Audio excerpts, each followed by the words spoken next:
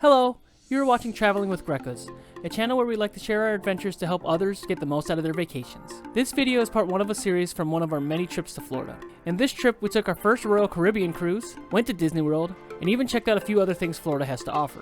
Now, we did take this trip back in 2021, so the video is a little late, but everything in this video you can still do, just the COVID policies and prices may have changed. So if you're interested in anything, you should look it up for the most recent information.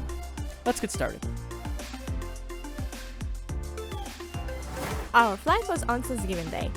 We ended up spending the night before at my father-in-law house as an early Thanksgiving, and a bonus since he only lives a few minutes from Detroit Metro Airport. In the morning, my husband surprised me with some Disney pancakes. Once we made it to the airport, Alex ended up actually breaking one of our suitcases almost immediately, but luckily he was able to use some stickers to do a quick fix. For this trip, we decided to fly Spirit. We normally don't recommend Spirit, but depending on the price and how many bags you intend to bring, it can sometimes make sense. On this trip, we had no issue with our flight, and actually landed earlier than expected. Once we landed in Orlando, we grabbed our bags and headed to our shuttle. We decided to use GoPort for our shuttle needs.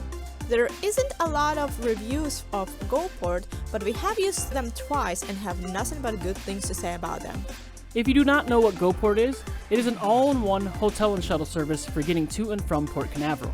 GoPort will book your hotel, pick you up from the airport, drive you to your hotel, then the following morning, they will shuttle you to Port Canaveral, and on the day you come back from your cruise, they will shuttle you back to the airport. Price will vary depending on how many people you have and which hotel you choose, but we highly recommend spending a little more money for a nice hotel, because we've seen horror stories of people getting rashes in cheap hotels and starting their cruise off in bad shape.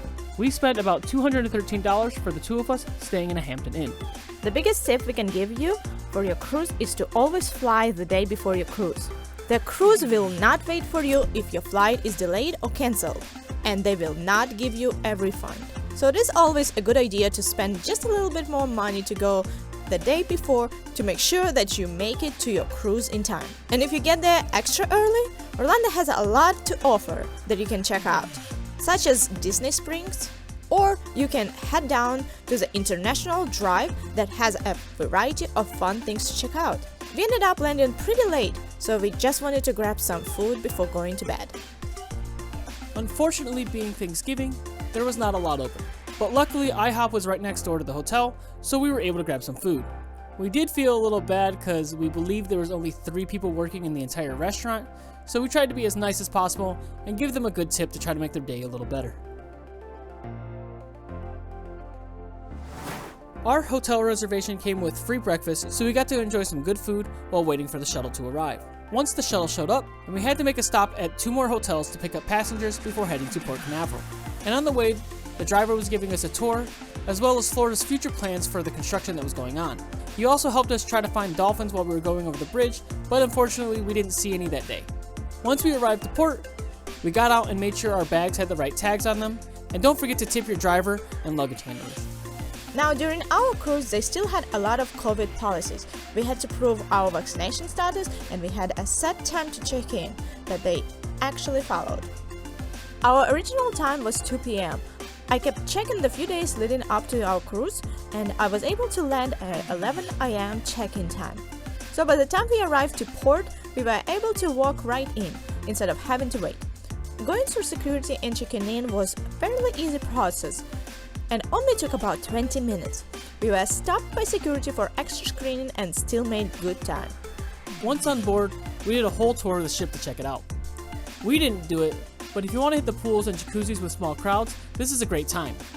Just remember to pack your swimsuits with your carry-ons. We eventually made it to the Windjammer, which is their buffet, and we absolutely loved it there. There are so many food options, so you will always find something you will like. Now, this is our first Royal Caribbean cruise. The other ones we've taken were all Carnival cruises.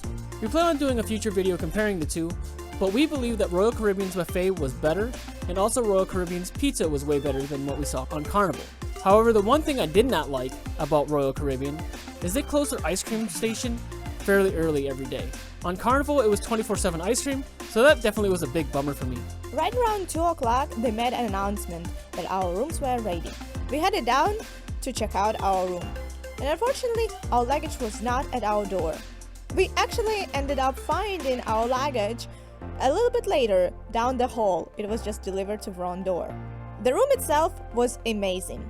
This was our first ever balcony room, and I don't think I can do a cruise without balcony anymore. We loved having a more private space to ourselves. We spent almost all our meals on the balcony and loved watching our ship going in and out of the port. The boat departed at 4 p.m. and we were lucky enough to see some dolphins right from our balcony. After exploring the ship some more, we headed out to the dinner. And honestly, we were pretty disappointed with the food in the dining hall. Each day we tried something new, but we never really liked any of the food. And always ended up going back to the Windjammer later to get some food that we actually enjoyed. After dinner, we went and caught the ice show, and it was absolutely amazing. Not only watching these people perform, but doing these stunts while the ship is rocking, it was truly incredible to watch. That's it for this video. Stay tuned for the part 2 of the ship trip. Bye bye for now.